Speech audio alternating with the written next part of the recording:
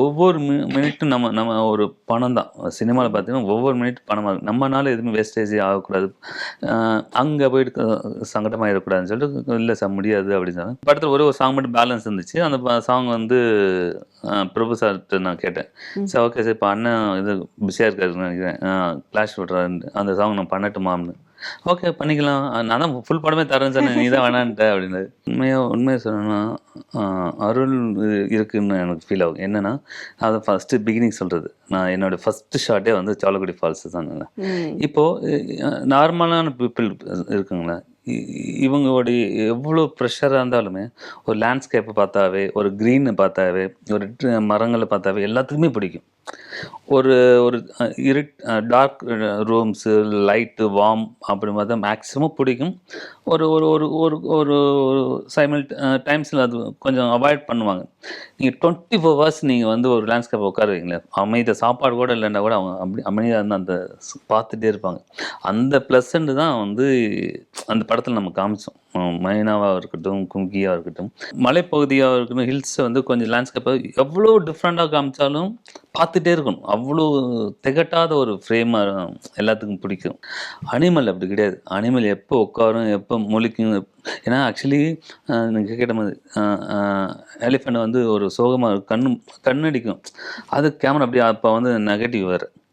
Run பண்ணிகிட்டே இருப்பேன். நான் கேமரா ஆன் பண்ணிகிட்ருக்கோம். எங்கே சிமிட்டணும், அது ஷார்ட் வேணும் டேரக்டர் சொல்லியிருப்பார்.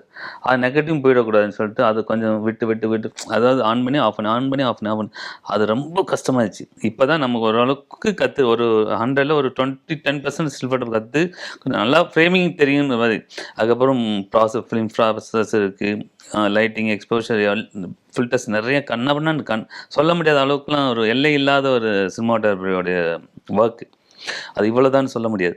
ஸோ அப்படியெல்லாம் நிறையா இருக்கிறதுனால எனக்கு முடியாதுன்னு சார் சொன்னேன். அப்போ நான் சொன்னேன், ஒரு 2 டேஸ்க்கு நீ டைம் எடுத்துக்கோ அப்படின்னு சொன்னாங்க. மறுபடியும் 2 டேஸ்க்கு டைம் எடுத்துகிட்டு மறுபடியும் போய், இல்லை சார் பண்ண முடியாது சார், நான் கற்றுக்குறேன் சார். என்னென்னா அங்கே வந்து ஒவ்வொரு மினிட்டும் நம்ம நம்ம ஒரு பணம் தான். சினிமாவில் பார்த்தீங்கன்னா ஒவ்வொரு மினிட் பணமாக இருக்கும். நம்மனால எதுவுமே வேஸ்டேஜே ஆகக்கூடாது.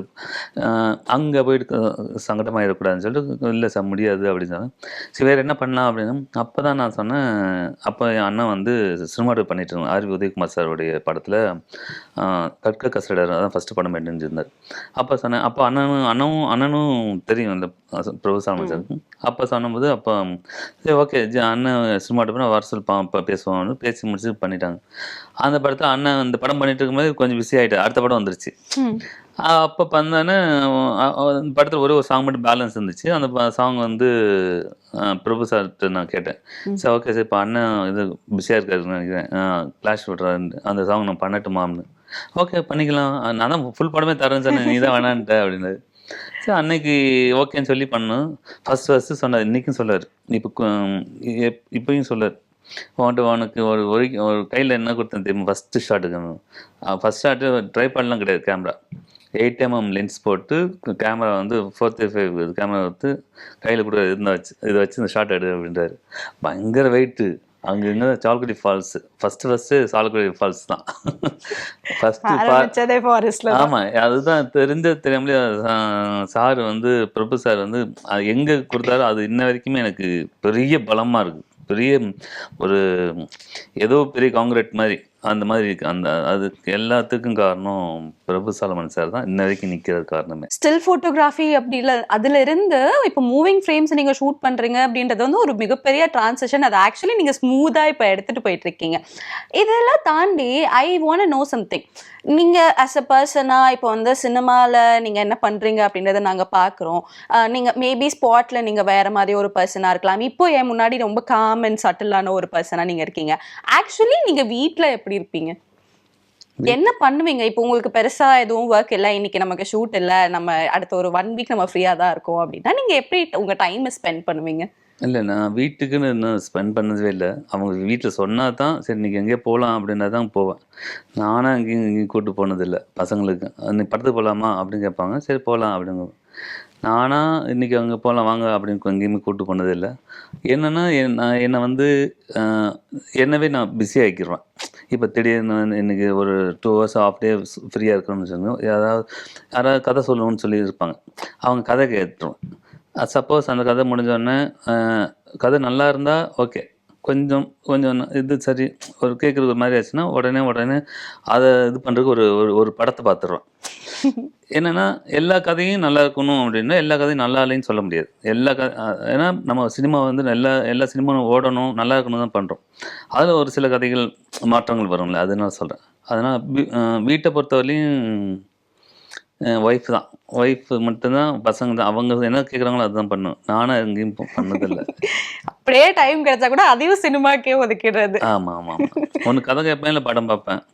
அந்த மாதிரி தான் மேக்ஸிமம் ஸ்பெண்ட் பண்ணுறது. Okay. And yeah, coming to your filmography அப்படின்ட்டு பார்த்தா நிறைய படங்கள், ஒரு எக்ஸாம்பிள் நீங்க நிறைய கமர்ஷியல்ஸும் பண்ணியிருக்கீங்க. சுகுமார் சார் அப்படின்ட்டு சொன்னாலே ஃபர்ஸ்ட் ஞாபகம் வர்றது வந்து கும்கி, மைனா இந்த மாதிரியான படங்கள் தான். பெரிய ரொம்ப வாஸ்டான லேண்ட்ஸ்கேப்பை வந்து ஷூட் பண்றீங்க அப்படின்றப்போ what is the relation actually? உங்களுக்கும் காடுகளுக்கும் வந்து ஏதாவது சம்பந்தம் இருக்கா? இல்ல உங்களுக்கு ரொம்ப பிடிச்ச அதை வந்து ரொம்ப லவ்வா ஃபீல் பண்றாரு? கமர்ஷியல்ஸை நாங்க பார்க்கறத விட நான் பர்சனலி வந்து உங்களோட இந்த மாதிரி படங்கள் பார்க்கும்போது அதுல ரொம்ப பேஷனேட்டா எனக்கு ஃபீல் ஆகுது. அப்படி ஏதாவது ஸ்பெஷலா இருக்கா இந்த மாதிரி லொகேஷனுக்கோ உங்களுக்கோ ஏதாவது கனெக்ஷன்? இல்லை, எனக்கு என்னென்னா உண்மையை சொல்லணும்னா அருள் இருக்குன்னு எனக்கு ஃபீல் ஆகும். என்னென்னா அதை ஃபஸ்ட்டு பிகினிங் சொல்கிறது, நான் என்னோடய ஃபஸ்ட்டு ஷாட்டே வந்து சாலக்குடி ஃபால்ஸு தான். இப்போது நார்மலான பீப்புள் இருக்குங்களேன், இவங்களுடைய எவ்வளோ ப்ரெஷராக இருந்தாலுமே ஒரு லேண்ட்ஸ்கேப்பை பார்த்தாவே, ஒரு க்ரீனை பார்த்தாவே, ஒரு மரங்களை பார்த்தாவே எல்லாத்துக்குமே பிடிக்கும். ஒரு ஒரு டார்க் ரூம்ஸு, லைட்டு, வார்ம் அப்படி பார்த்தா மேக்ஸிமம் பிடிக்கும். ஒரு ஒரு ஒரு ஒரு ஒரு டைம்ஸில் அது கொஞ்சம் அவாய்ட் பண்ணுவாங்க. நீங்கள் 24 ஹவர்ஸ் நீங்கள் வந்து ஒரு லேண்ட்ஸ்கேப்பை உட்காருவீங்களேன், அமைதியாக சாப்பாடு கூட இல்லைன்னா கூட அவங்க அப்படி அமைதியாக இருந்து அந்த பார்த்துட்டே இருப்பாங்க. அந்த ப்ளசண்ட் தான் வந்து அந்த படத்தில் நம்ம காமிச்சோம். மைனாவாக இருக்கட்டும், கும்கியாக இருக்கட்டும், அது வந்து ரொம்ப நாள் ஆச்சு.